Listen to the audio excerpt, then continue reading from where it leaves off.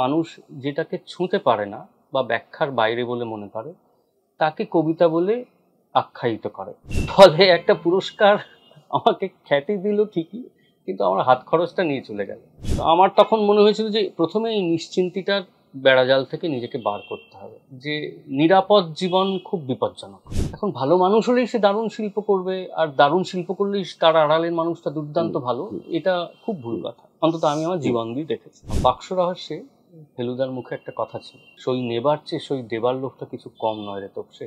এগুলো মার্গো সাবান খেয়ে নেবে, কারণ আমার হাতের কাছে তো অন্য কোনো নিয়ম নেই সাবান ছাড়া। যে জগৎটাকে এরকম ভেবেছি, স্বর্গীয় ভেবেছি, সেই জগৎটার মধ্যেও একটা নরক আছে।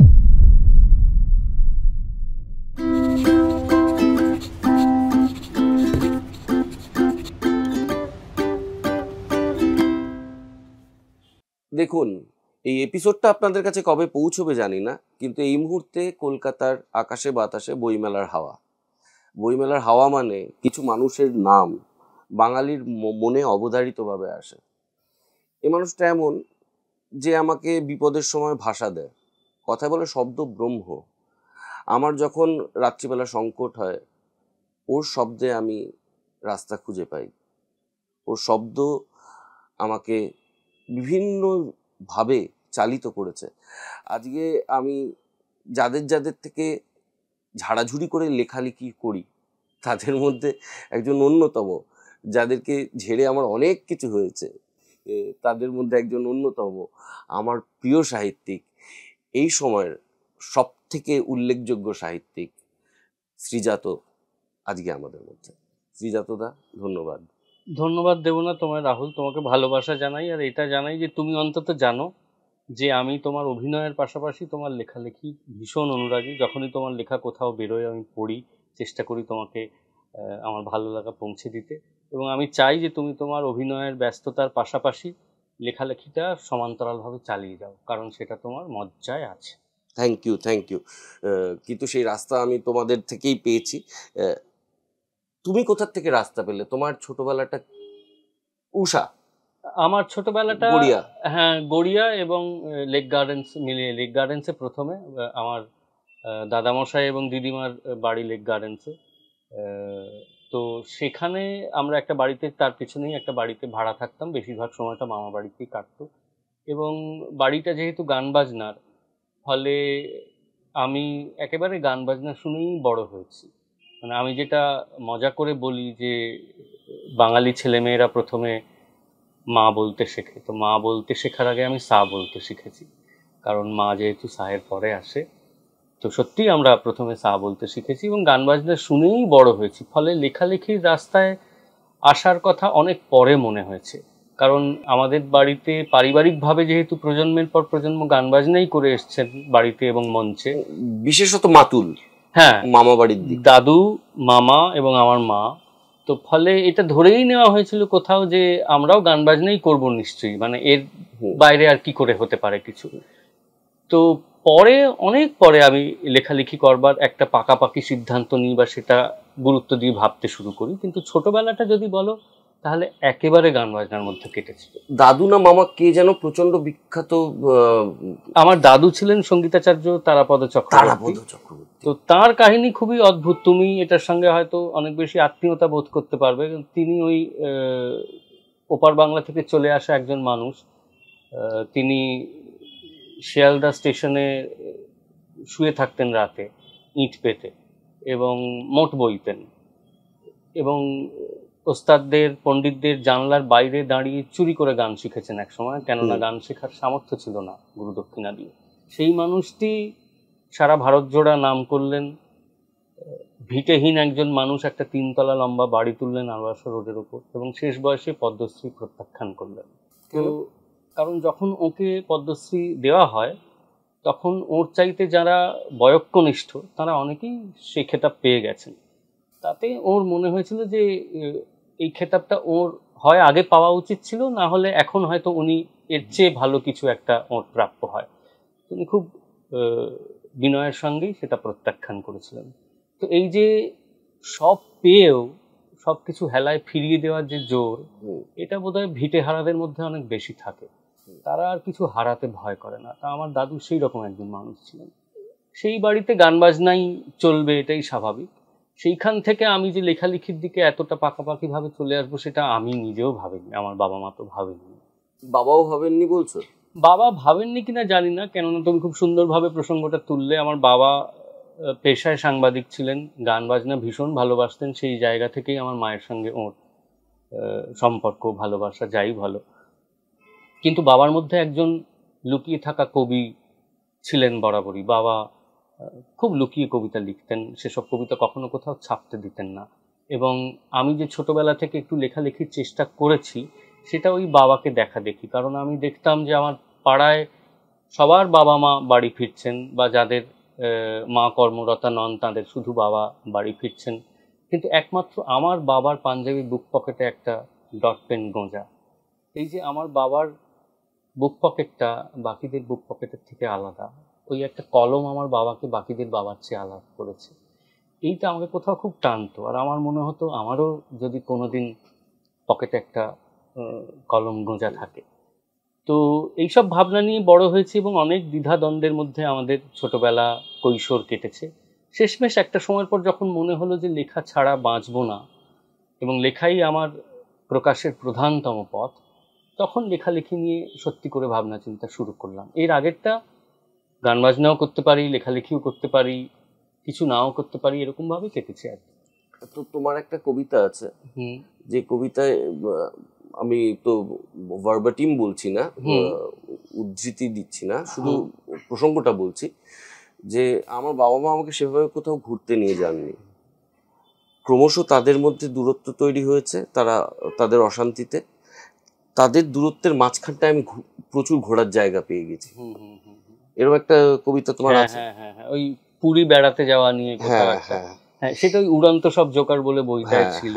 এবং এটা আমার মনে হয় আমরা যারা সেই সময়কার মধ্যবিত্ত কিশোর কিশোরী সকলেরই জীবনে হয়েছে। সব দাম্পত্যেই তো দেখো মতানৈক্য থাকে, মনান্তর থাকে, এবং একটা কখনো দূরত্ব তৈরি হয়, কখনো নৈকট্য তৈরি হয়। সেইটা যে সন্তান সে তো সেইভাবে দেখে। তো আমি কবিতার সবকিছুই যে খুব বাস্তব ভিত্তিক তা নয়, কিন্তু এইটা ঠিক যে বাবা মার সামর্থ্য ছিল না তেমন আমাকে নিয়ে, বা ওরা দুজনেও যে কোথাও বেড়াতে যাবেন। কাজের খাতিরেই ওই মা কোথাও গাইতে গেছেন, বাবা হয়তো সঙ্গে গেছেন, কখনো আমি সঙ্গ দিয়েছি, সেইভাবে একটা শহর নতুন দেখা হয়েছে। বা যখন ওরা গান বাজনার আমন্ত্রণে দেশের বাইরে গেছেন তখন আমাকে নিয়ে যেতে পারেননি, কারণ সেই ব্যয়ভার ওদেরই বহন করতে হতো। তো আমার সেই অর্থে বাবা মার সঙ্গে বেড়ানোর স্মৃতি বিশেষ নেই, সেটা একটা আক্ষেপের জায়গা। কিন্তু এখন অতীতের আক্ষেপগুলো একটু রাংটায় মোড়া দেখতে লাগে। দূর থেকে দেখলে মনে হয় যে বেশ, তো সেটাও একটা উপহার। যদি কোথাও যেতে পারিনি, সেই যেতে না পারাটা হয়তো আমাকে অন্যভাবে তৈরি করেছে। আজ আমি সেইভাবেই ভাবতে ভালোবাসি। আমি আমার বাবার থেকে যেটা বুঝতে পারি, আমার বাবা মনে প্রাণে ছিলেন একজন অভিনেতা, অভিনয় কর্মী, থিয়েটার কর্মী ছিলেন, বিজন ভট্টাচার্যের ছাত্র, নবারুণের সহকর্মী, কিন্তু করতে হচ্ছে এসেনশিয়াল কমোডিটিতে অ্যাকাউন্টস ডিপার্টমেন্টে কাজ। এই যন্ত্রণায় ভদ্রলোক এক তো মদ্যপানটা তার জীবনকে এফেক্ট করা শুরু করে, এবং কোথাও একটা গিয়ে সাংসারিক জীবনকে এফেক্ট করেছিল। এবার একজন লুকোনো কবি যে সাংবাদিকতা করছে, তার সংসারে এফেক্ট করেনি তোমার বাবার এই কষ্টটা যে আমি লিখছি না? না, একটা কথা কি জানো, আমি যেটা বাবার কাছ থেকে পেয়েছি বলবো, বা মায়ের কাছ থেকেও পেয়েছি, ওরা অপ্রাপ্তিগুলো নিয়ে ভাবতেন না বেশি, প্রাপ্তি খুঁজে নিতে পারতেন। হ্যাঁ, মানে আমি আমার মাকেও দেখেছি হেলায় এমন অনেক কিছু ফিরিয়ে দিতে, যার জন্য হয়তো একটু তদবির করলেই হতো, কিন্তু ওই তদবিরটা করায় যে সম্মানহানি, সেটার চেয়ে অপ্রাপ্তিটা অনেক বেশি প্রিয়। তো আমার বাবাকেও তাই দেখেছি, যে এই যে দুটো রাত জাগা আসর শুনছেন, তাতে তিনি মিউজিক ক্রিটিক ছিলেন যুগান্তর পত্রিকার। ওর নামে যে খবর ছাপা হচ্ছে তার চাইতে বড় প্রাপ্তি ওর কাছে ছিল যে 1 ঘন্টা নিখিল বন্দ্যোপাধ্যায়ের সঙ্গে কাটাচ্ছি, আমাকে ঠিক করে নিতে হবে কোনটা আমার প্রাপ্তি। এই যে আমি রাহুলের সঙ্গে একটা আড্ডা দিচ্ছি, এটা 1.5 লাখ ভিউয়ার হলে আমি বেশি খুশি হব, না রাহুলকে দুটো মনের কথা বলতে পারলে আমি বেশি খুশি হব, বা দুটোই পেতে পারি। কিন্তু যখন দুটো পথের একটাকে বেছে নিতে হয় তখন আমি বাবা মাকে দেখেছি যেগুলো সরল সহজ খুশি আনন্দের পথ সেগুলোকে বেছে নিতে।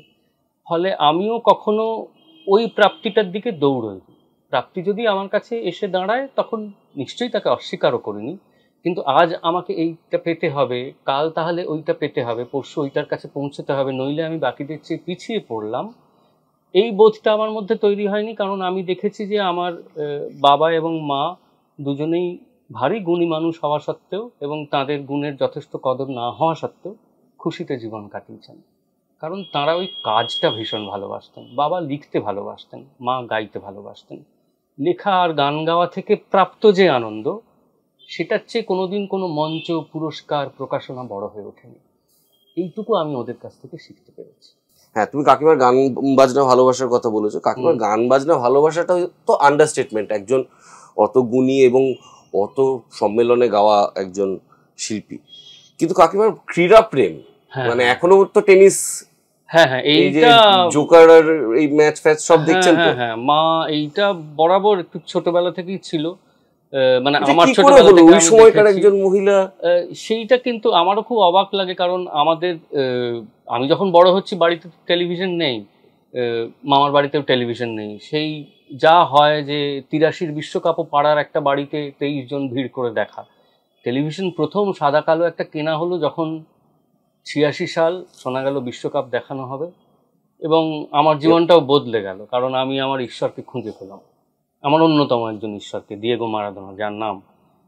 এবার তারপরে আমি দেখলাম যে মা কিন্তু একজন খুব একনিষ্ঠ টেনিস অনুসরণকারী একজন মানুষ, এবং যতদিন রাত জেগে টেনিস দেখতে পেরেছেন এই কদিন আগে অবধিও, এখন শরীর ততটা সঙ্গ দেয় না বলে পারেন না, মা কিন্তু এই ক্রিস এভার্ট, নাভরাতিলোভার সময় থেকে এই গত বছর পর্যন্ত যারা যারা খেলেছেন, ইউএস ওপেন হোক, ফ্রেঞ্চ ওপেন হোক, উইম্বলডন হোক, অস্ট্রেলিয়া ওপেন হোক, মার স্কোর থেকে শুরু করে পুরো চ্যাম্পিয়নশিপটা মার মোটামুটি মুখস্থ। এবং আমাদের বাড়িতে বোঝা যায় যে কখন কোন ওপেন চলছে, মানে সেই অনুযায়ী মার স্কেডিউলটা, মার রুটিনটা বদলাতে থাকে। হ্যাঁ, অস্ট্রেলিয়ান ওপেন হলে এক সময় খাবেন, ইউএস ওপেন হলে অন্য সময় খাবেন। তো এইটা আমার কাছে খুব অবাক করাই লাগতো। কারণ মার যারা সমসাময়িক, যারা মার বন্ধু বান্ধব, তাদের মধ্যে আমি এইরকম ক্রীড়া প্রেম, বিশেষত টেনিস, যেটা ভারতবর্ষে অত প্রিয় নয়। হ্যাঁ, ক্রিকেট হলে, ফুটবল হলে আমি বুঝতে পারি, কিন্তু সেইটা মার বরাবরই ছিল। এটা আমার মনে হয়েছে যে মা যে পরিবার থেকে আসছেন এবং যে পরিবেশে বড় হয়েছেন তার সঙ্গে খুব মানানসই এমন নয়, কিন্তু কোথাও একটা হয়তো মায়ের এই খেলাটার প্রতি একটা প্রেম জন্মেছিল, যেটা আজ পর্যন্ত বহমান। মারাদোনায় আসবো, তার আগে তুমি বলো মার্গো সাবান কেমন খেতে? আরে তুমি কেন এইসব প্রসঙ্গ তুলছো? আমি এই রাহুল এমন একটা প্রসঙ্গ তুললো, এইটা আমি জানতাম না। আমি ওকে অনেকবার আগে জিজ্ঞেস করেছি যে কি কি প্রসঙ্গ তুমি তুলবে বলো। দেখো, জীবনে অন্যরকম কিছু ব্যতিক্রমী করবার ভাবনা আমার ছোট বয়স থেকেই ছিল, যে আমি নিয়ম ভাঙবো। মার্গো সাবান খেয়ে নেবে, কারণ আমার হাতের কাছে তো অন্য কোনো নিয়ম নেই সাবান ছাড়া। আচ্ছা, মানে একটা বড় নিয়ম পেতে তো বড় হতে হয়। একটা বড় নিয়ম ভাঙলাম, এখন বাংলা কবিতার দুটো নিয়ম ভাঙলাম, তার জন্য তো অনেক ক্রোশ পথ পেরোতে হয়। তো হাতের কাছে একটাই নিয়ম ছিল, রোজ সাবান মাখতে হবে। তো একদিন মনে হলো যে আমি এরকম বৈপ্লবিক একটা চরিত্র, আমি রোজ সাবান মাখবো কেন, একদিন খাবো। তো খুব কষ্টে সৃষ্টে অর্ধেক মার্গো সাবান খেয়েছিলাম, পুরোটা পারিনি। হ্যাঁ, হসপিটালাইজ। পরের দিন অঙ্ক পরীক্ষা ছিল, বার্ষিক পরীক্ষার পুরোটাই হাসপাতালে কাটলো। পুরো অ্যানুয়াল পরীক্ষাটাই আমি হাসপাতালে কাটালাম, এবং ডাক্তার খুব কষ্ট করে আমাকে আবার জীবিত ফেরালেন। এবং আমি বলবো রাহুল, অদ্ভুত একটা, একেই মানুষ সমাপতন বলে বা কি বলে আমি জানি না, যে এইটার জন্য তো আমি 1 বছর পিছিয়ে গেলাম। আমার স্কুলে একই ক্লাসে 2 বার পড়তে হলো, তার ফলে আমার বন্ধুবৃত্তটা পুরো পাল্টে গেল। কিন্তু আমি সে বছর পরীক্ষা দিয়ে পাশ করে গেলে যাদের সঙ্গে মিশতাম তাদের পেলাম না, বরং আমি এক জায়গায় থেকে যাওয়ার ফলে যাদের আমি পেলাম তাদের সঙ্গে কিন্তু আজও আমার একই রকম নিবিড় যোগাযোগ, এবং তারা আমার লেখালেখির জীবনে, আমার দৈনন্দিন জীবনে বিপুলভাবে জড়িয়ে আছে। গতকালও তাদের একজনের সঙ্গে আমি সারাদিন কাটিয়েছি। ফলে এই যে 1 বছর, ফলে এটা কিন্তু একটা বৈপ্লবিক সিদ্ধান্তই। সেই বন্ধুটাকে যে যার সাথে তুমি ওই বাসজর্নিতে গিয়ে ওর চাউমিন ভাগ করে খেতে? হ্যাঁ, ওর নাম অনির্বাণ। ও আমার লেখালেখির জীবনে খুব একটা গুরুত্বপূর্ণ জায়গা পালন করেছে। কারণ এক হচ্ছে ও খুব কড়া সমালোচক, তখনও ছিল এখনো ছিল। মানে কোনো লেখা পছন্দ না হলে কিছুই হয়নি বলে ফেলে দিতে ওর 2 মিনিট লাগে না, যেটা একজন কবির বা একজন লেখকের কেউ কেউ থাকা দরকার। মানে সবাই হয় ট্রোল করছে আর না হলে বলছে অসাধারণ, এই দুয়ের তো একটা মধ্যবর্তী পথ আছে। সেইটা কিন্তু অনির্বাণ আমাকে বরাবর বলেছে। এবং ওর বাড়িতে ওই স্কুলে পড়াকালীন ওই 1 বছর পিছিয়ে গেছিলাম বলে আমি অনির্বাণকে পেয়েছিলাম বন্ধু হিসেবে। তো ওর বাড়িতে সন্ধ্যেবেলা গিয়ে কবিতা পড়া, মুড়ি মাখা খাওয়া, এবং তারপর হেঁটে হেঁটে বাঁশদ্রোণী বাজারের মধ্যে স্ন্যাক্স বারে গিয়ে একটা স্টিলের প্লেটে চাউমিন, তার উপর কুচো পেঁয়াজ, কুচো শশা, একটু চিলি সস আর টমেটো সস ঢালা, আর 2টো তোবড়ানো কাঁটা দেওয়া। সেইটা ওই যে 5.5 টাকা 6 টাকা দিয়ে একটু গোলমরিচ ছড়ানো, সেই স্বাদটা এখন খুব বড় বড় চাইনিজ রেস্তোরাঁয় খেয়েও পাই না। কারণ স্বাদটা আসলে সময়, স্বাদটা খাবারের নয়, সঙ্গের সময়। সঙ্গে, হ্যাঁ। মারাদোনা, হ্যাঁ, মারাদোনা একজন কবিকে মারাদোনা কিভাবে ইন্সপায়ার করে এটা আমি জানতে চাই। তার কারণ দেখো, এইটা না একটা খুব মজার প্রশ্ন করেছো।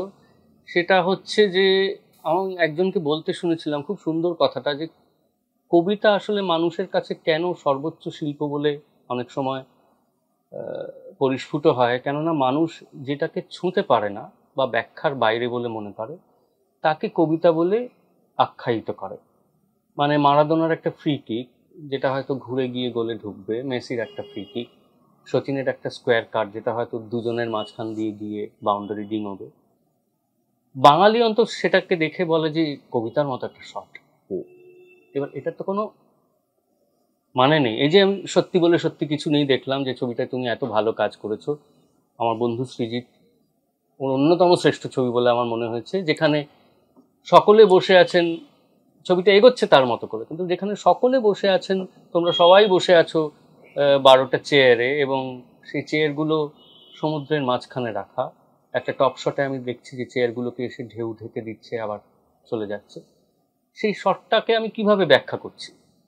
আমি পাশে বসে থাকা দুর্বাকে বলছি, দেখ কবিতার মতো একটা শট নিয়েছে, কবিতার সঙ্গে তো কোনো যোগ নেই শটটার। মারাদোনার একটা কিকের সঙ্গেও তো কবিতার কোনো যোগ নেই, কিন্তু ওই যে স্পর্শাতীত কোনো কিছু বা ব্যাখ্যাতীত কোনো কিছু, তাকে কবিতা বলে ডাকতে ইচ্ছে করে। মারাদোনাকে দেখে আমার মনে হয়েছিল যত বড় ফুটবলার তত বড় কবি। কেননা ওই রকম মিডফিল্ড থেকে ডি বক্সে ঢুকে একটা গোল দিয়ে পড়তে পড়তে বেরিয়ে গিয়ে হাত তোলা, ওর মধ্যে একটা অলৌকিক কবিতা আছে।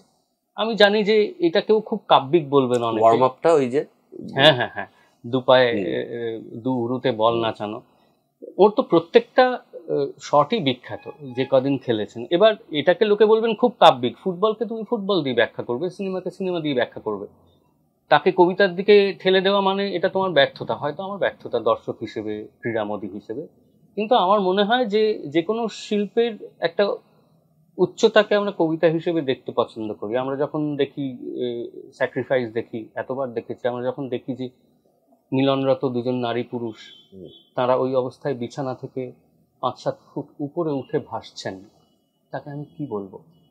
নিঃসন্দেহে সিনেমা, নিঃসন্দেহে অসামান্য কল্পনা, কিন্তু আমার কাছে ওটা কবিতাও। সে কারণে আমার কাছে আন্দ্রেই তারকভস্কি একজন কবি, এবং অবশ্যই তিনি একজন কবির সন্তান। তো তার মধ্যে কবিতা ভরপুর ছিল। ফলে আমি অন্তত একজন কবিতা লেখক হিসেবে পৃথিবীর অনেক কিছুর মধ্যে কবিতা খুঁজে নিতে চাই। মারাদোনা আমার কাছে সেরকম কবিতার একটা গলি, যে আমাকে অন্যরকম কবিতার সন্ধান দিয়েছিল। 2004 উড়ন্ত সব জোকার আনন্দ পুরস্কার, সব ছাত্র চলে গেল। এটা কি হয়েছিল? তোমার কাছে কিছু লুকোনো খুব মুশকিল, তুমি আমার জীবনটা পুরোটাই জানো। আমার জীবন খুব কম মানুষই এত ভেতর থেকে জানেন। রাহুল দীর্ঘদিন আমাদের বাড়ির বন্ধু, ভাইয়ের মতো। আমি গান শেখাতাম, রুজি রোজগার কিছু নেই, পড়াশুনো ছেড়ে দিয়েছি, মানে যাকে কলেজ ড্রপ আউট বলে, এবং পরীক্ষার দিন সকালবেলা ঝোলা নিয়ে বেরিয়ে পরীক্ষা না দিতে গিয়ে ট্রেনে ধরে বিহারে মাসির বাড়ি চলে গেছি। সেই রকম একজন মানুষ, সে ফিরে এসছে, কি করবে? তো মায়ের তখন প্রচুর ছাত্রছাত্রী, এবং যারা একেবারে শুরু করছেন তাদের জন্য মার কাছে আর সময় ছিল না। তো মা তখন বললেন যে তুমি একেবারে বসে না থেকে আমি যাদের নিতে পারছি না তাদের তুমি শেখাও, আমি বলে দেবো, তারা তোমার কাছে শিখবেন, কারণ তোমার মধ্যে তো সেটুকু সুর আছে, তুমি তো গোড়ার দিকের গান বাজনাটা শেখাতে পারবে। তো এই করে করে আমার কিন্তু পাড়ায় একটু নাম ডাক হলো গানের মাস্টার হিসেবে। পশার বলবো না, কিন্তু একটু আর কি ছোট নাম ডাক আর কি। পশার তো একটু গুছিয়ে বসতে হয়, অতটা গুছিয়ে না বসা হলো, একটু নাম ডাক হলো যে শ্রীজাত বলে যে ছেলেটি আছে ও একটু গান বাজনা শেখায়। তো ছোট ছোট ছেলেমেয়েরা আমার কাছে শিখতে আসতে শুরু করলো, এবং শনি রবিবার আমি সন্ধ্যেবেলা বাড়িতে হারমোনিয়াম নিয়ে বসে ক্লাস নিতাম। নিজের হাত খরচা বেশ চলেই যেত, এবং বাড়িতেও সামান্য কিছু দিতে পারতাম। এবার তার মধ্যে লেখালেখিও চলছে। 1999 সাল থেকে 3-4টে বই বেরিয়েছে। 2004-এ উড়ন্ত সব জোকার বেরোলো, সেটা প্রথমে কৃত্তিবাস পুরস্কার পেল, কিন্তু কৃত্তিবাস পুরস্কারের অত বড় বাণিজ্যিক প্রচার নেই, যেহেতু পাড়ার লোকজন অব্দি সে খবর পৌঁছলো না। আর আমি খুব এইসব বিষয়ে মুখচোরা, মানে জানেন তো আমি পুরস্কার পেয়েছি বলার লোক আমি কখনোই ছিলাম না, আজও নেই। কিন্তু আনন্দ পুরস্কারটা চেপে রাখা গেল না, সেটা খবরের কাগজের প্রথম পাতায় ছবি সহ বেরোলো, এবং সবাই ভাবলেন যে এই লোকটা তো কবিতা লিখে পুরস্কার পাচ্ছে, তাহলে এর কাছে গান কি করে শেখাবো বাচ্চাদের? তার মানে তো গানের লোক নয়, শাখা আলাদা, মানে স্ট্রিমই আলাদা। মানে তুমি ধরো যে ফিজিক্স জানে তার কাছে তুমি অঙ্কের জন্য পাঠাচ্ছ, অঙ্ক হলে তবু বোঝা যায়, ব্যায়াম শেখাচ্ছ তার কাছে। মানে আমার ওই এক খবরের চোটে সব রোজগার বন্ধ হয়ে গেল। পরের দিন থেকে, ঠিক পরের শনিবার থেকে কারোর জ্বর, কারোর পেট খারাপ, কেউ বেনারস বেড়াতে গেছেন, সেই যে তাদের জ্বর পেট খারাপ বেনারস হলো, আর সারল না, তারা কেউ আর শিখতেই এলেন না।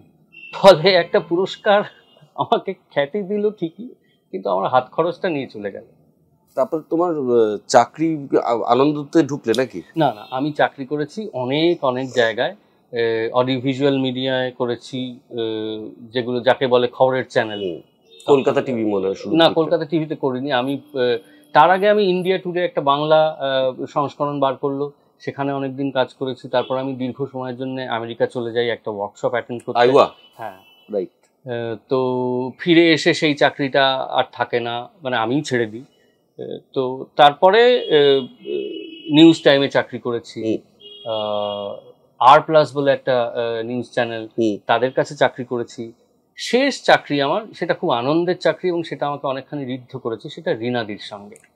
রীনাদি যখন পরমা বলে কাগজটা শুরু করলেন, তখন আমাকে ওর দলে নেওয়া হলো একজন সহসম্পাদক হিসেবে, যিনি রীনাদির সঙ্গে কাজ করতে পারবেন। এবং আমি তোমাকে বলছি যে ওই কয়েকটা বছর, 5-6 বছর কি 7, ওরকমই 5-6 বছর রীনাদির সঙ্গে কাজ করেছিলাম।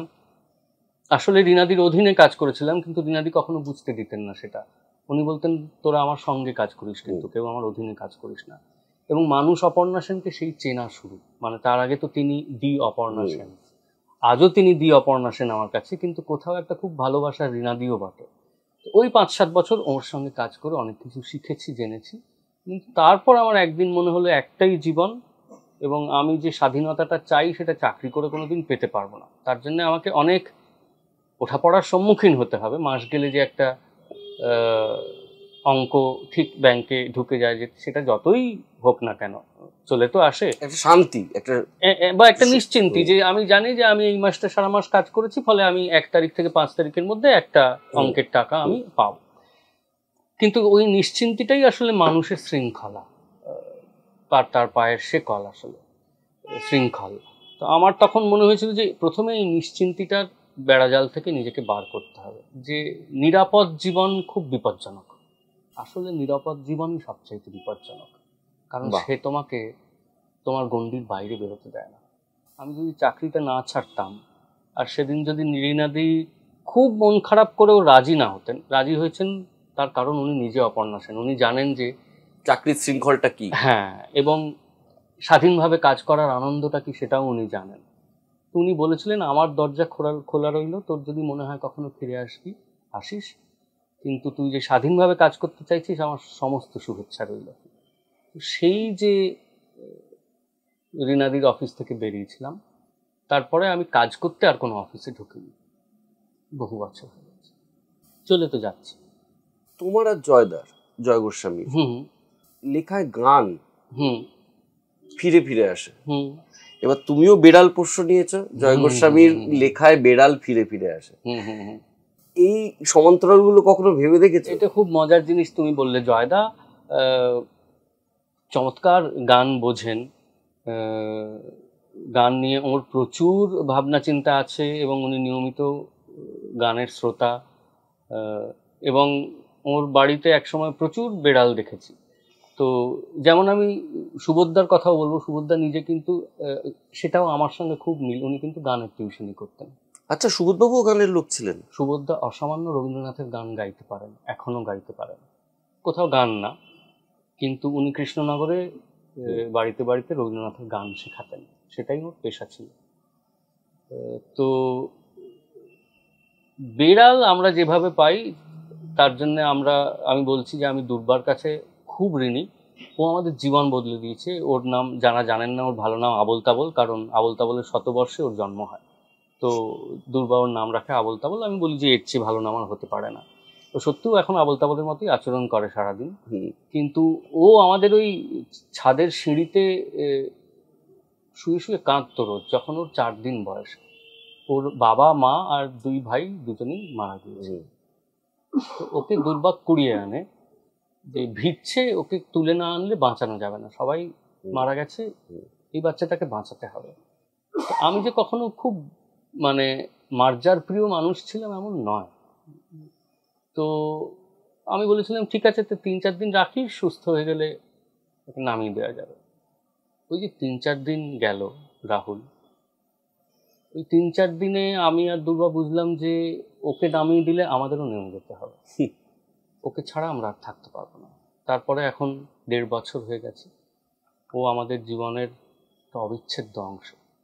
জয় গোস্বামীর কথা যখন উঠলোই, পূর্বসূরিদের কথা আরো কিছু আলোচনা হোক। একডালিয়াতে তোমার রোববার গুলো প্রচুর কেটেছে, বা অন্যান্য দিনও কেটেছে সুনীল গাঙ্গুলির কাছে। সুনীল গঙ্গোপাধ্যায় মানুষটা কেমন ছিলেন? সুনীল গঙ্গোপাধ্যায় আমার মনে হয় কি অন্য গ্রহ থেকে ভুল করে এসে পড়া মানুষ, যার মধ্যে এই গ্রহের সংকীর্ণতা, ঈর্ষাপরায়ণতা, হিংসা প্রবণতা, অসূয়া, অনাধুনিকতা কিছুই ছিল না। আমার মনে হয় ওই অন্য গ্রহ থেকে এসে কিছুদিন বেঁচে আবার অন্য গ্রহে ফিরে গেছেন, কেবল ওর ইউএফওটা আমরা কেউ দেখতে পাইনি। কারণ ওরকম একজন মানুষ ওই সময়, তার আগের সময়, তার পরের সময় হওয়া খুব কঠিন। কত বড় কবি, কত বড় উপন্যাসিক, সেই নিয়ে যারা যোগ্য মানুষ তারা বিবেচনা করবেন, কিন্তু আমরা যারা 12-14 বছর ওকে খুব নিবিড়ভাবে দেখবার সুযোগ পেয়েছি, আমি দেখেছি ওরকম আধুনিক সংকীর্ণতাহীন উদার মানুষ। আমি একসঙ্গে 3টে দিক বলছি, আধুনিক, কোনো রকম সংকীর্ণতাহীন এবং ঔদার্যে ভরপুর একজন মানুষ আমি দেখি। এবং তরুণদের প্রতি, ওর উত্তরসূরিদের প্রতি ওর যে আগ্রহ, ওর যে বাৎসল্য, ওর যে কি বলবো প্রশ্রয়, সেটা সীমা পরিসীমাহীন একটা প্রশ্রয় ছিল। এবং ওর ছায়ায় কিন্তু অনেকে আমরা আশ্রয় পেয়েছি, আরাম পেয়েছি। ফলে সুনীলদা থাকা আর না থাকায় আমাদের অনেকের জীবন অনেকভাবে বদলে গেছে। ব্যক্তিগত জীবন তো বদলেই গেছে, কারণ ওর কাছ থেকে কেবলই শিখেছি, শেখার চেষ্টা করেছি। তুমি আর দুর্গাদি তো বিয়ের ডেট বদলে দিয়েছিলে সুনীল গাঙ্গুলি থাকবেন না বলে। সেইটা একটা মারাত্মক ঘটনা। সেটাও আমি আর দুর্বা পাগলই ছিলাম, এখনো একটু পাগল আছি, একটু বয়স্ক পাগল হয়েছি এই জায়গায়। 20 বছর আগে আমরা একটু তরুণ পাগল ছিলাম। তো আমাদের কার্ড ছাপানো হয়ে গেছিল, সেও আমি তোমায় বলছি তোমার বাড়ির পাশ থেকে অর্জন বলে আমার এক বন্ধু, পল্লীশ্রীর মোড়ে ওর প্রেস ছিল, বর্ণনা বলে একটা প্রেস, আমাদের সেখান থেকে আমাদের জরুরি অবস্থা কাগজটা ছাপা হতো। তা আমি একটা এই ভাষাবন্ধনও মনে হয় ওখান থেকে, ভাষাবন্ধন নবরুণদা ওখান থেকে করতেন। হ্যাঁ, অর্জনের বাবা তখন রীতিমতো প্রেস চালান। অর্জন আমাদের স্কুলের নার্সারির বন্ধু, হ্যাঁ মিলন কাকু। এইবার আমি অর্জনকে বললাম তুই আমার বিয়ের কার্ড ছাপিয়ে দে, যত কমে হয়। বললো না তোর বিয়েতে খেতে যাবো, আবার কমে টমে হয় কি, আমি এমনি ছাপিয়ে দিচ্ছি। তো খুব আনন্দে একটা ছোট্ট বিয়ের কার্ড, আমি আর দুর্গা বিয়ে করছি, আপনারা আসুন। তখন যত সাশ্রয় আমি করতে পারি আমি করছি। সেই বিয়ের কার্ড ছাপানো হয়ে গেছে, তারিখটা ছিল 19শে জুন, আমার আজও মনে আছে, যেটা আমাদের আদত বিয়ের তারিখ, যে তারিখে আমরা বিয়ে করতে পারলাম না। তো আমরা ছাপিয়ে টাপিয়ে সবাইকে নিমন্ত্রণও করা হয়ে গেছে। পার্ক সার্কাস সাত মাথার মোড়ে চার্চও বুক করা হয়ে গেছে, এবং দুর্বার দিকের আত্মীয়রা সবাই জানতে চাইছে এই ছেলেটি কি খ্রিশ্চান। আমার দিকের আত্মীয়রাও জানতে চাইছে যে এই মেয়েটি কি খ্রিশ্চান। আমরা তাদের সবাইকেই বলছি যে না, গির্জাটা সস্তা, আমরা কেউই খ্রিশ্চান নই। এইভাবে আমরা আমাদের যৌথ জীবনের পথে এগিয়ে যাই। সুনীলদার বাড়িতে গিয়ে আমাদের মাথায় একটা বজ্রাঘাত হয়। আমরা কার্ডটা দিই, উনি দেখে বলেন, এমা আমি আর সাথী তো সেদিন নেই, আমরা তো আগের দিন রাত্রে আমেরিকা চলে যাচ্ছি। এইবার ওই সময় বোঝো, আজ থেকে 21 বছর আগে, 20-21 বছর আগে, মোবাইল ফোন নেই, বাবা মার সঙ্গে যোগাযোগের কোনো উপায় নেই, এবং বিয়ে মানে পাড়ার নাটকও এর থেকে, মানে পাড়ার নাটকের ডেটও লোকে এইভাবে চেঞ্জ করে না। তো আমি বললাম তাহলে আপনি একটু ডায়েরি দেখে বলবেন কবে আপনি আর সাথে দিয়ে ফাঁকা আছেন, তার আগে, কারণ আপনি তো 1.5 মাসের জন্য যাচ্ছেন। উনি বিষয়টা তখনও ঠিক অনুধাবন করে উঠতে পারেন। উনি ভেতরে গিয়ে ডায়েরি নিয়ে বললেন, এই যা দেখছি বুঝলে, 14 তারিখটা আমি আর সাথী ফাঁকা আছি। কেন বলো তো? তা আমি দুর্বার দিকে তাকালাম, আমি বুঝলাম যে আমি যা ভাবছি দুর্বাও তাই ভাবছে, এবং তাতে ওর মত আছে। বাকি বাড়িতে কি হবে আমরা বুঝে নেব। আমি বললাম যে তাহলে 14 তারিখে আমরা বিয়ে করবো, আপনি আসবেন। ভাগ্যিস একজন সাক্ষী ছিলেন উল্টো দিকে, মন্দার মুখোপাধ্যায়। মন্দারদি লাফিয়ে উঠে বললেন, তোরা কি পাগল নাকি? বিয়ে এইভাবে বদলানো যায়? তোরা এখানে বসে বিয়ে বদলাচ্ছিস, তোদের বাড়িতে কেউ জানে না, কাঠ ছাপা হয়ে গেছে। আমি বললাম, মন্দারদি যাই হোক, আমাদের বিয়েতে সুনীলদার সাথে তো থাকবেন না, এটা হতে পারে না। তো লগ্ন সেদিনই যেদিন ওরা থাকবেন। আমরা ফিরে যাই যার যার বাড়িতে, বলি বিরাট একটা বদল ঘটাতে হয়, এবং স্বভাবতই আমাদের দুজনেরই বাবা এবং মা সুনীল গঙ্গোপাধ্যায়ের অন্ধভক্ত, নীললোহিতের অন্ধভক্ত। এই কারণে তারা খুব একটা ঝামেলা করেননি, এবং সেই চার্চই আমরা 14 তারিখ পাই, এবং অর্জন আমার বিয়ের কার্ড আবার ছাপিয়ে দেয়। ছাপিয়ে বলে যে ভাই, কারো বিয়ে হওয়ার আগে 2টো বিয়ের কার্ড এই প্রথম ছাপালাম। তো সেই বিয়ের কার্ড এখনো আমাদের কাছে রাখা আছে। এই ছিলেন সুনীল গঙ্গোপাধ্যায়, এবং তিনি সেদিন সন্ধ্যে 6টায় সবার আগে একটা লাল টকটকে পাঞ্জাবি, সাদা ধুতি পরে সঙ্গে সাথে দিয়ে চলে এসেছিলেন। সবার আগে এসেছিলেন, সবার শেষে বিদায় নিয়েছিলেন। এইটাকে সম্মান জানাতে যে ওর জন্য আমরা এই তারিখটা বদল করেছি। এই মানুষ আর পাবে না, আর তৈরি হয় না। শঙ্খবাবু ভীষণ ভীষণ অভাব বোধ করি শঙ্খবাবু একেবারে অন্য একটা দরজা, এবং তিনিও এক অলীক মানুষ, যার এখানে আবার বলি, শঙ্খবাবু বাংলা ভাষার, আমার বলায় সাজে না, কিন্তু মানে বাংলা ভাষার এই 3-4 জন শ্রেষ্ঠ কবির মধ্যে একজন বলে আমি মনে করি। তাতে কিছু যায় আসে না, মানে ওরকম গদ্যকার, ওরকম প্রাবন্ধিক, ওরকম আলোচক, ওরকম চিন্তক, এই সব বাদ দিলে শঙ্খবাবুর মতো ঋজুতা, স্নেহপ্রবণতা এবং মূল্যবোধ সম্পন্ন মানুষ কেউ হাজার নেই। সেটাও আমরা ওর কাছ থেকে শিখবার চেষ্টা করেছি।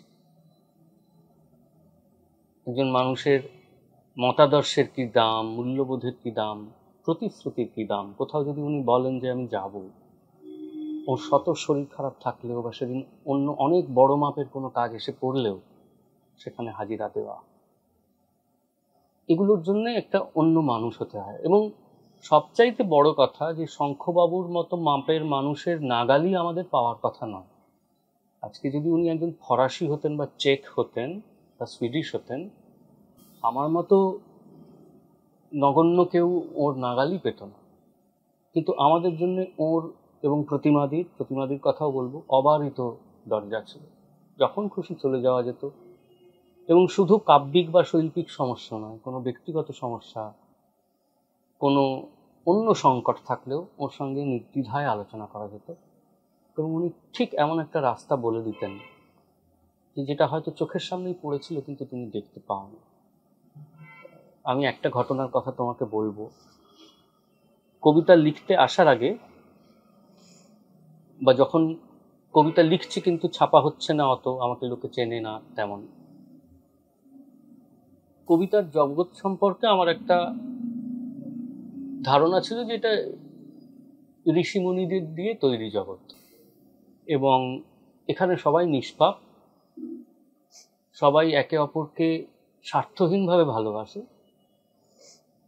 এবং একটা অসম্ভব নিষ্কলঙ্ক দুনিয়া।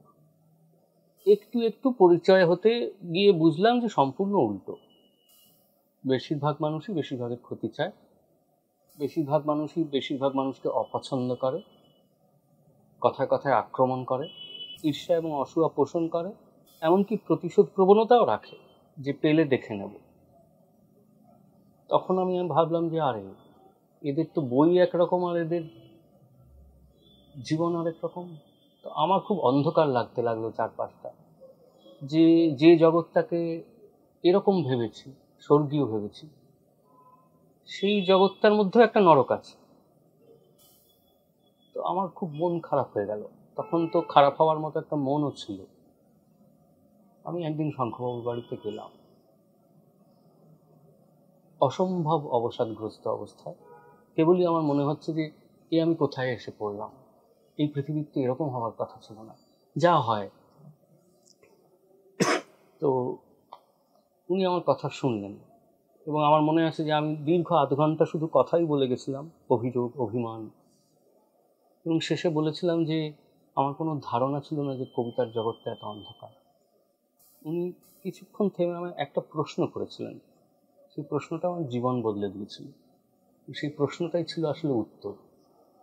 উনি বলেছিলেন, তোমার কি ধারণা কবিতার জগৎটা তোমার বাইরে?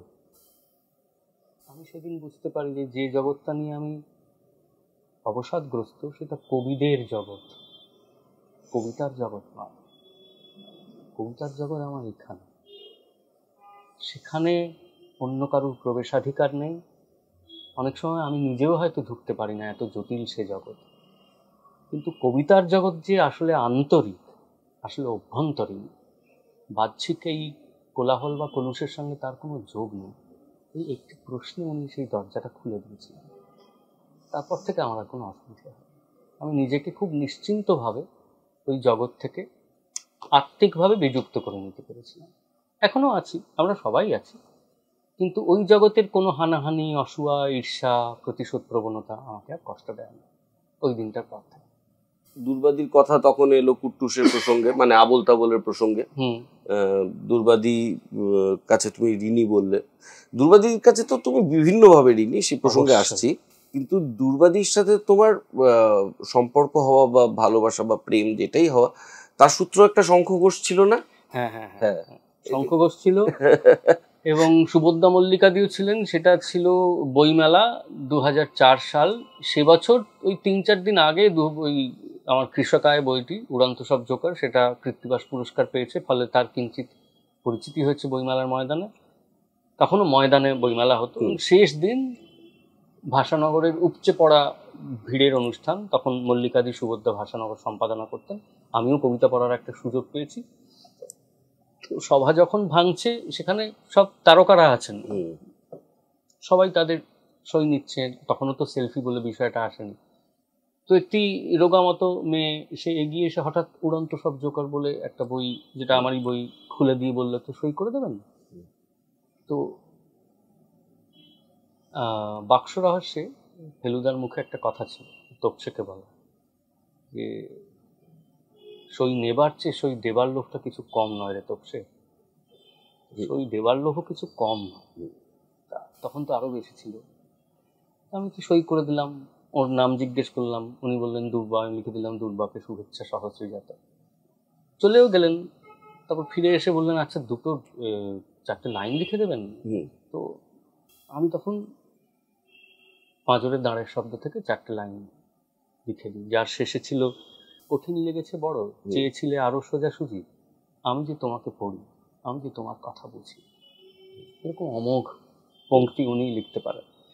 তো ফোন নম্বরও নিল, ফোন নম্বর নিয়ে বলল যে আমি ফোন করবো তাহলে, বইটা পড়ে কেমন লাগে। তখন বাড়ির ওই ভারী ক্রেডল রিসিভারওয়ালা ফোন, একদিন দুপুরে ফোন এলো, বললো আপনি কি চিনতে পারবেন, এই দিন 15-20 আগে আপনার সই নিয়েছিলাম, আমার নাম দুর্বা। হ্যাঁ হ্যাঁ নিশ্চয়ই।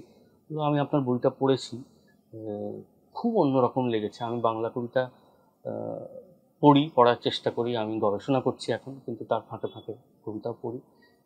কিন্তু একটা কথা বলবো, কিছু মনে করবেন না। বললাম না, বলুন। বললো, ওই আমার নামের পাশে যে দুটো লাইন লিখে দিয়েছেন না, ওরকম লাইন ভেতরে একটাও নেই।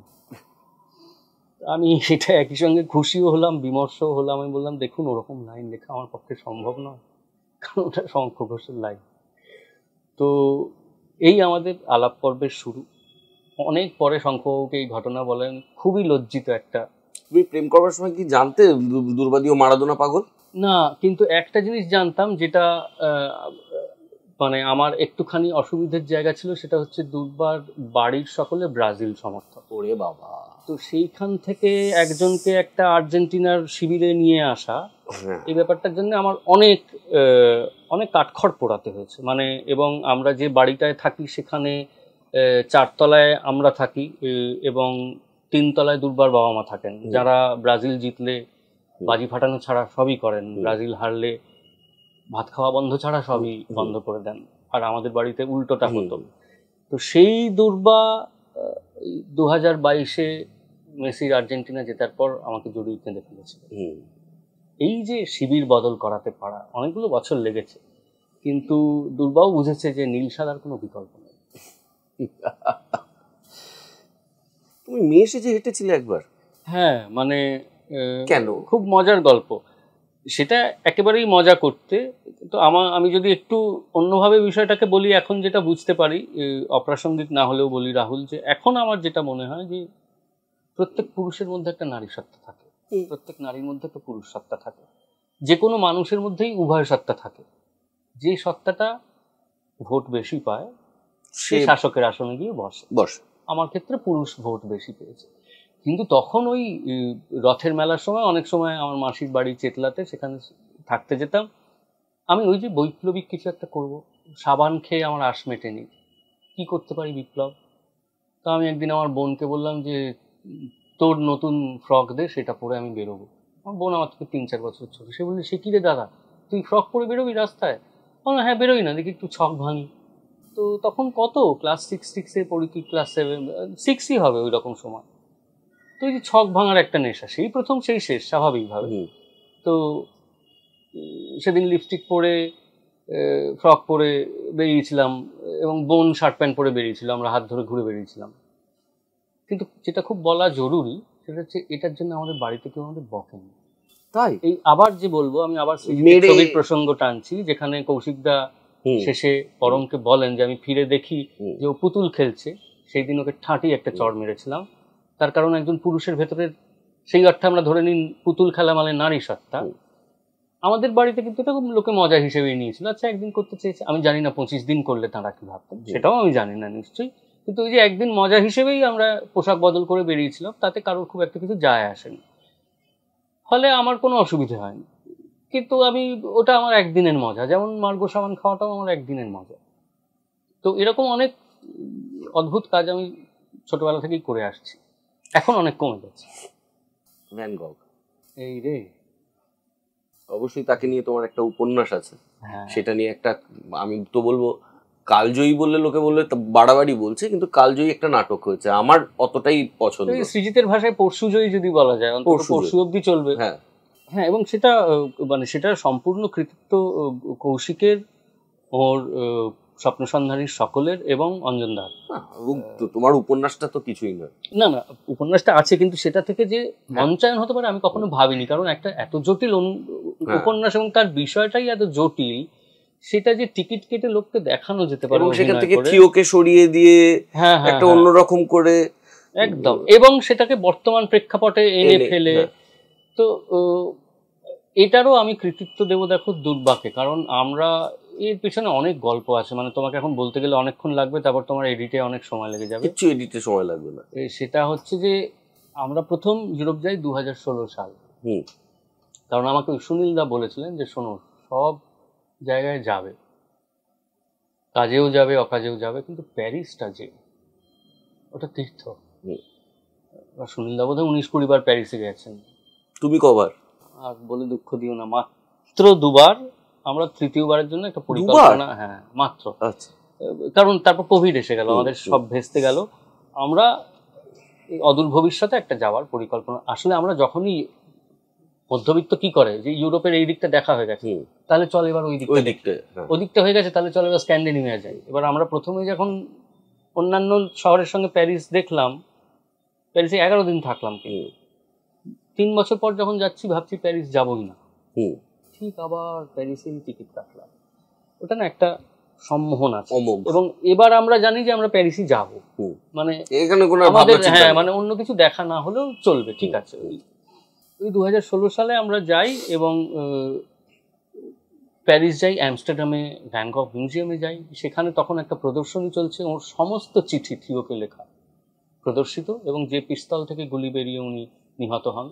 এখন তো এটা নিয়ে দ্বিধাদ্বন্দ্ব আছে যে উনি আত্মহত্যা করেছিলেন না হত্যা করা হয়েছিল। তাই হ্যাঁ, এটা নিয়ে বছর 4 হলো একটা দ্বন্দ্ব শুরু হয়েছে। সেই পিস্তলটা রাখা আছে। তো দুর্বা বললো ওভে যাব, ওভে সুভাইজ। এবার সত্যি কথা বলতে কি, আমি এত ভ্যান গঘের ছবি ভালোবাসি। আমার মামার বাড়িতে ছোটবেলা থেকে দেখতাম গ্রেট আর্টিস্টস বলে যে সিরিজটা প্রকাশিত হতো গ্লসি পেপারে, সেটা রাখা থাকতো। সেখানে ভ্যান গঘের একটা ওই ডাবল স্প্রেডের স্টারি নাইট ছিল। আমার খালি মনে হতো এটার সামনে কোনো একদিন গিয়ে দাঁড়াতে হবে। তা সেই স্বাদ আমার মিটে যায় 2006 সালে, যখন আমি ম্যানহাটন যাই, নিউ ইয়র্ক যাই, কারণ স্টারি নাইট ম্যানহাটনে আছে। তোমার সাথে আমিও গিয়ে দেখেছি, 2006 যাইনি, তারপরে আমি তুমি একসঙ্গে মোমায়, হ্যাঁ মোমায় আমরা একসঙ্গে গেছি। এবার দুর্গা বললো অভেতে যেতেই হবে। অভে একটা গ্রাম যেখানে ভ্যান গঘ শেষ 1.5 মাস ওর কাটিয়েছিলেন এবং 72টা ক্যানভাস পেইন্ট করেছিল 70 দিনে। এইটা শুনে আমার মনে হয় যে যেতেই হবে, এবং ওই গ্রামে যাওয়াটা সত্যিই আমার কাছে তীর্থযাত্রার মতো। কারণ ওই গ্রামের প্রতিটি কোণ, প্রতিটি গাছ, প্রতিটি ক্ষেত, প্রতিটি গির্জা, নদীর প্রবাহ উনি এঁকে গেছেন। শেষ 72টা ক্যানভাস উনি ওই গ্রামটাকেই এঁকেছেন, এবং ওর মৃত্যুর পর থেকে ওই গ্রামটা আর বদল ঘটানো হয়নি। ফলে তুমি যদি গ্রামটা খুব ছোট, পায়ে হেঁটে ঘোরা যায়, তুমি যদি সকাল 11টায় হেঁটে 3টে নাগাদ গ্রামটা শেষ করো, তোমার একটা অনুভূতি হবে যে আমি ভ্যান গোর 72টা ক্যানভাসের মধ্য দিয়ে হাঁটলাম। সেই গম ক্ষেত, এবং প্রত্যেকটা জায়গায় তার পাশে ছবিটার একটা রেপ্লিকা রাখা আছে যে এখানে উনি এটা এঁকেছিলেন, এবং তুমি ছবিটার সঙ্গে মেলাতে পারবে, কিছু বদল ঘটে না। এবং সর্বশেষে ওর কবরের সামনে গিয়ে দাঁড়ানো, যেখানে পাশে ওর ভাই শুয়ে আছে, এবং ডক্টর পল গ্যাসে যিনি ওকে দেখতেন, তার বাড়ির বাগানের আইভি লতা, সেই আইভি পাতা দিয়ে কিন্তু আজও ওদের দুজনের কবর ঢাকা। 2019-এ যখন আবার প্যারিস গেলাম, আবার ইউরোপ গেলাম, আবার অভে গেলাম, এবং আমি জানি এবারও আবার যাব। ভ্যান গোকে আমার মনে হয়েছে যে, আমার মনে হয়েছে বলে কিছু নেই, অদ্ভুত প্রতিভা, মানে ওই ব্যাখ্যাহীন প্রতিভা, এবং কবিতার মতো প্রতিভা। ওই ব্যাখ্যাহীন বলেই কবিতার মতো। তো জীবনের শেষ কয়েকটা বছর এঁকেছেন উনি, তো পিকাসোর মতো সারা জীবন আঁকেননি, মানে একদম শেষ কয়েক বছর এঁকেছেন, এবং এঁকে পৃথিবীর শ্রেষ্ঠ একজন চিত্রকর হিসেবে বেঁচে থেকেছেন। তো ভ্যান গোর জীবন, ভ্যান গোর দর্শন, তার আঁকা আমাকে শহর থেকে শহরে, বই থেকে বইয়ে, জাদুঘর থেকে জাদুঘরে তাড়িয়ে বেরিয়েছে, এবং আমি যতদিন জীবিত থাকবো আমি ওই লোকটাকে তাড়া করে যাব। তুমি যতবার নিউ ইয়র্কে যাও, তুমি মোমার জন্য একটা দিন বরাদ্দ রাখো। হ্যাঁ, তুমি যতবার মানে প্যারিসে যাও, তুমি অভের জন্য সময় রাখো। তুমি যখনই সময় পাও সঙ্গীত রিসার্চ একাডেমিতে যদি জানো যে একজন গুণী শিল্পী পারফর্ম করতে আসছেন, সেখানে তোমার উপস্থিতি থাকবেই। আমি গত 45 বছরে কলকাতায় বাজিয়েছেন জাকিরজি, কিন্তু আমি শুনিনি, একবারও হয়নি। তোমার কি মনে হয় এটা মানে উন্নততর শিল্পের সামনে দাঁড়াতে পারলে তোমার কাজে কোনো এফেক্ট হয়, বা তোমার মানুষ হিসেবে সেটা তো নিশ্চয়ই। দেখো, এটা তো একটা ভালো সিনেমা হলে, একটা রেট্রোস্পেক্টিভ হলে, আমরা মানে ম্যানহাটন গেলে একটা দিন তো তুমি অন্য কিছুও করতে পারো, অনেকবার তো হয়ে গেল মোমা। কিন্তু ওই দেখো, মানে এটা হচ্ছে কিভাবে বলবো, যে যারা প্রকৃতি প্রেমী, তোমার 5-6 বার হয়ে গেছে, আমি তোমার সাথে গেছি একবার, 5-6 বার বেশি হয়ে গেছে। হ্যাঁ, তাহলে এবং যতবার গেছি আমি মোমাতে গেছি, একদিন সকালে ঢুকে বিকেলে বেরিয়েছি, কারণ ওই অভিজ্ঞতাটা না, মানে বারে বারে ওই অভিজ্ঞতাটার মধ্যে দিয়ে যেতে ইচ্ছে করে। লোকে বলতে পারে গানের ক্ষেত্রেও সেটা, মানে আমি তো ধর 40 বছর ধরে একই শিল্পীদের শুনে যাচ্ছি। আমি আলী আকবর খান সাহেবকে বহুবার মঞ্চে বাজাতে শুনেছি, রবিশঙ্করজিকে বহুবার শুনেছি, বিলায়ত খান সাহেবকে বহুবার শুনেছি, জাকিরজিকে কতবার শুনেছি তার কোনো ইয়ত্তা নেই। হ্যাঁ, ভীমসেনজিকে শুনেছি, আমার বাড়ির মানুষজনদের গাইতে শুনেছি। তো এদের বারে বারে কেন শুনেছি? তার কারণ প্রত্যেকবার তুমি যখন এদের গানের মধ্যে দিয়ে একদিক দিয়ে ঢুকে অন্য দিক দিয়ে বেরোচ্ছ, তুমি মানুষ হিসেবে বদলে যাচ্ছ।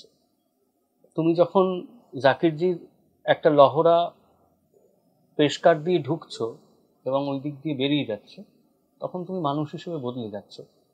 প্রত্যেকটা শিল্পকে আমি আসলে প্রিজমের মতো করে দেখি, যার মধ্যে তুমি ঢোকো একক হিসেবে, কিন্তু বেরোও অনেকগুলো টুকরো হয়, তোমার সমস্ত রং তার ওপারে বিচ্ছুরিত হয়।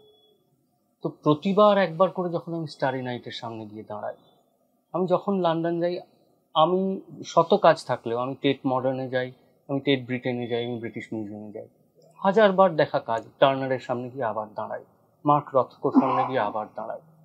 আমি শিকাগো যতবার যাই, আমি আর্টস ইনস্টিটিউটে যাই, আমি একবার যাবই পিকাসোর 10টা কাজের সামনে দাঁড়াবো, অ্যান্ডি ওয়ারহোল দেখবো, পল ক্লি দেখবো। আমি কি ছবি বুঝি? এত বুঝি না। যতবার কোনো বড় স্ক্রিনে তারকস্কি দেখানো হয় আমি দেখবো। এখন লোকজনের সঙ্গে একটু আলাপ হয়েছে বলে চেয়ারে বসে দেখি, একসময় মারপিট করে ঢুকে মেঝেতে বসে দেখেছি। ইভান্স চাইল্ডহুড থেকে স্যাক্রিফাইস পর্যন্ত 7টা ছবি কেন দেখি এতবার? আমার তো ছবির ফ্রেম থেকে ফ্রেম মুখস্থ হয়ে গেছে, না দেখলে তো আমি জানি না যে মানে আমার। কিন্তু ওই যে প্রতিবার দেখি, আমি প্রতিবার নতুন কিছু একটা আবিষ্কার করি। এবং শিল্প কিন্তু এক জায়গায় থমকে থাকে না। খুব সুন্দর একটা কথা বলেছিলেন একবার পণ্ডিত রাজন মিশ্র, কোভিডে চলে গেলেন। উনি বলেছিলেন যে बचपन से हम लोग मालकों सीखते आ रहे हैं और गा रहे हैं, लेकिन 70 साल में एक दिन दोपहर को बैठे रिवाज कर रहे थे, रात को कॉन्सर्ट है, मालकों गाने वाले हैं। गाते गाते ख्याल में आया, अरे ये रास्ता तो हमने पहले कहीं देखा ही नहीं। तो बताइए 70 साल से एक राग को हम पहचानते हैं, उसका एक रास्ता अब जाके मालूम पड़ रहा है। তো শিল্প যে কখন তোমাকে নতুন কিছু দেবে তুমি জানো না, তাই বারে বারে নিজেকে শিল্পের মধ্যে দিয়ে নিয়ে যেতে হবে। এই অভ্যেসটা বন্ধ করে দিলে তো মানুষ হিসেবে আমি থমকে যাব। গুলজার প্রেম, আমার প্রেম। এবং সেই মানুষটাকে সামনে থেকে দিনের পর দিন দেখেছি। আমি বলছি যে আমি কদিন আগে একটা কারণে, অন্য কিছু বলছি না, অনেক বলেছি ওর সম্পর্কে, অনেক লিখেছি কেমন মানুষ, কেন একজন মানুষ বড় হন। শুধু শিল্প দিয়ে হন না, কিন্তু শিল্প দিয়ে শিল্পী বড় হয়। সব বড় শিল্পী যে বড় মানুষ তা নয়। সব কবি তো সুনীল গঙ্গোপাধ্যায় নন মানুষ হিসেবে, সব কবি মানুষ হিসেবে শক্তি চট্টোপাধ্যায় নন। অনেক খারাপ মানুষও বড় কবি, তো সেটা অনেক খারাপ মানুষ বড় আঁকি, অনেক খারাপ মানুষ বড় চলচ্চিত্রকার। ফলে এই যে একটা কথা আমরা মাঝে মধ্যে শুনি যে বড় শিল্পী হতে গেলে বড় মানুষ হতে হবে, বোগাস, এটা কোনো মানে নেই। প্রচুর খারাপ মানুষ বড় শিল্পী। তো অনেক বড় গাইয়ে আছেন যারা খুব খারাপ মানুষ, যাদের গান থেকে যায়, তো কিছু করার নেই। ক্রাফট আলাদা, এবং আমার মনে হয় শিল্প সৃষ্টির ক্ষমতাও আলাদা। হ্যাঁ, কারণ প্রচুর ভালো মানুষ আছেন যারা বাজারে সবজি বিক্রি করেন, তাই তো তারা সেরা গীতিকার হতেন সেই। হ্যাঁ, বা প্রচুর ভালো মানুষ আছেন যারা হয়তো কি বলবো, যারা হয়তো ব্যাংকে কাজ করেন, শিল্পে আসেননি। এখন ভালো মানুষ হলেই সে দারুণ শিল্প করবে, আর দারুণ শিল্প করলেই তার আড়ালের মানুষটা দুর্দান্ত ভালো, এটা খুব ভুল কথা। অন্তত আমি আমার জীবন দিয়ে দেখেছি। গুলজার তো কি একটা কারণে আমি গুলজারজির সঙ্গে মাঝখানে অগাস্ট নাগাদ বেশ কয়েকবার ফোনে কথা হচ্ছিল। আমি কলকাতায় একটা অনুষ্ঠানে ওকে আনার চেষ্টা করছিলাম, কিন্তু শেষমেশ ওর তখন ভার্টিগোর খুব অসুবিধা চলছিল। উনি শেষমেশ আমাকে বললেন যে শ্রীজাত, আমি ওড়ার অনুমতি পাচ্ছি না। হ্যাঁ, তো আমাকে বললেন যে आपकी तरह उम्र होती तो भीगने के लिए चले जाते, उड़ के ही चले जाते, लेकिन अभी पर उतने तेज नहीं है। তো এইভাবে একটা লোক প্রত্যাখ্যান করতে পারে, তো আমরা কি বলি, না ভাই যেতে পারবো না তোমার প্রোগ্রামে। উনি এইভাবে বললেন, এই জন্যই একটা মানুষ গুলজার। তো তারপরেও আমি একটা শেষ চেষ্টা নিয়ে ওকে একটা হোয়াটসঅ্যাপ করি। উনি হোয়াটসঅ্যাপ খুব দেখেন, সেই হোয়াটসঅ্যাপটার উত্তর আসেন। এবার কিছুদিন আগে আমি উত্তরবঙ্গ গেছিলাম, গাড়ি করে কোথায় একটা যাচ্ছি, জঙ্গলে না কোথায়, সৃজিত ফোন করছে। সৃজিত খুব একটা দিনের বেলা ফোন করে না, ওর যত ফোন সন্ধ্যের পর, রাতে কি করছো, মানে ওই কোথাও একটা খাওয়া দাওয়া হবে, আড্ডা হবে, জমিয়ে বসা হবে, গান বাজনা হবে। তো দিনের বেলা 12টার সময় সৃজিত ফোন করছে, এবং সৃজিতের কোনো প্রিমিয়ারও নেই যে আমাকে যেতে বলবে। ধরলাম, সেগুলো একটু কথা বলে। দেখলাম সৃজিতের চেয়ে একটা ভারী গলা ভেসে এলো যে सृजा तो हमें माफ कर दीजिए, एक माफी आपके पास पड़ा हुआ है, वो मांगनी थी। আমার তখন যথারীতি এতদিন পরেও हाथ पा ठंडा हो जाए। कैसी बात कर रहे हैं? नहीं, आज मैंने देखा कि एक व्हाट्सएप आपका आके पड़ा हुआ है, 15 दिन हो गया मैंने उसका जवाब नहीं दिया, तो ये मुझसे बड़ी भूल हुई है। और आज आपके दोस्त आए हैं सृजित, तो मैंने उनको बोला कि सृजा तो को थोड़ा फ़ोन लगाओ, एक माफ़ी उधार है वो मांग लेनी चाहिए। এই ফোনটা না করলে উনি আমার চোখে গুলজারই থাকতেন। এই ফোনটা করার ফলে যেটা হলো, এই প্রেমটা আরো 10 গুণ বেড়ে গেল। এবং সেই প্রেম বাড়ানোর জন্য উনি ফোন করেননি। ওর এরকম ভিতরের থেকেই কোটি কোটি প্রেমিক সারা পৃথিবী জুড়ে ছড়িয়ে আছে যারা ওর জন্য প্রাণ দিতে রাজি গুলজারের জন্য। আমি তাদের মধ্যে একজন মাত্র। কিন্তু এই যে উনি আমার লেখা পড়েছেন, আমার লেখা অনুবাদ করেছেন, আমার উপন্যাসের জন্য একটা মুখবন্ধ লিখে দিয়েছেন, একবার আমার সঙ্গে অনুষ্ঠান করেছেন, সেই সম্পর্ক থেকে কিন্তু এটা না করলে ওর কিচ্ছু যেত আসতো না। এই জন্য একটা মানুষ বড় হয়। উপন্যাসের কথা নিজের থেকেই এলো। এবার উপন্যাসটা তো আমার এত প্রিয়, সবকটা উপন্যাসই আমার প্রচন্ড ভাবে প্রিয় এবং সেটা তুমি জানো। আমার উপন্যাসের খুব বিরল পাঠকদের মধ্যে তুমি একজন। আমার বিশ্বাস আমার উপন্যাস বিশেষ কেউ পড়ে টড়ে না, কিন্তু সেটা তুমি যে বরাবর আমার উপন্যাস একদম যখনই বেরিয়েছে পড়েছো এবং আমাকে লিখিত। এবং আমি একজন প্রিভিলেজড যে একটা উপন্যাস বেরোবার আগে পড়েছি। সেটা তো আমার প্রিভিলেজ, কারণ আমি তোমাকে পড়িয়ে নিতে পারছি। দেখো পাঠক ওই আর কি, আবার মানে একাকী গায়কের নহে তো গান, গাহিতে হবে 2 জনে। তো একাকী লেখকের উপন্যাসও নয়। পাঠক যতক্ষণ না পড়ছেন, বিশেষত তোমার মতো পাঠক, তার মতামত আমাকে আরো ঋদ্ধ করবে। ফলে আমারও লোভ আছে একটা যে রাহুল পড়ে কি বলে দেখি।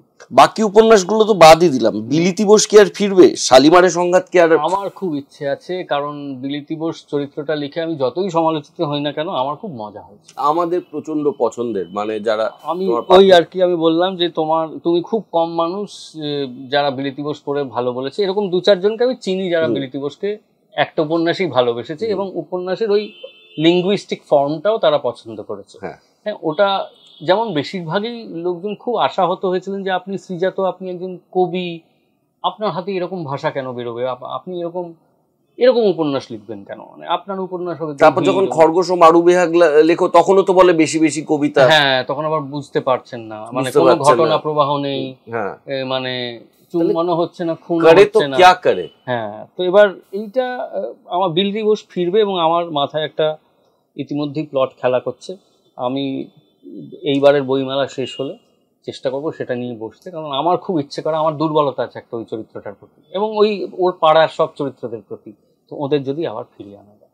বৃক্ষ অনুবাদক, ও বাবা, হ্যাঁ দেখো আমার বেশিরভাগ উপন্যাসের পিছনেই ব্যক্তিগত ভ্রমণ অভিজ্ঞতা লুকিয়ে আছে। আমি 2016 বা 17 আমার কাছে একটা আমন্ত্রণ এলো হে ফেস্টিভ্যালে যাওয়ার জন্য। হে অন ওয়াই পৃথিবী বিখ্যাত সাহিত্য সমারোহ, সেখানে সারা পৃথিবীর টাবর সাহিত্যিকরা আমন্ত্রিত হন। তো সেই রকম একটা জায়গায় কলকাতা থেকে ব্রিটিশ কাউন্সিল আমাকে পাঠালো।